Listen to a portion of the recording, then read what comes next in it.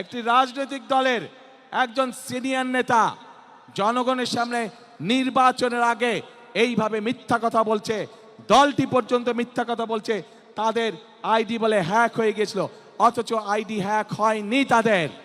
কাজেই এরা নির্বাচনের আগে নিজেদের স্বার্থ সিদ্ধির জন্য মানুষের সামনে মিথ্যা কথা তুলে ধরছে, মিথ্যা কথা তারা বলছে। এদের একটাই পরিচয়, এরা মিথ্যাবাদী। এরা নিজেদের প্রয়োজনে নিজেদের সাথে মিথ্যা কথা বলে।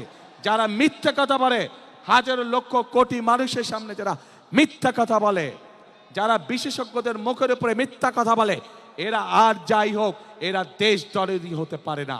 এরা আর যাই হোক এরা কখনো মানুষের দরদি হতে পারে না। এরা আর যাই হোক এরা কখনো জনদরদি হতে পারে না। এদের দরদ শুধু এদের নিজেদের লক্ষ্যের জন্য, এদের দরদ শুধু এদের নিজেদের উদ্দেশ্যের জন্য।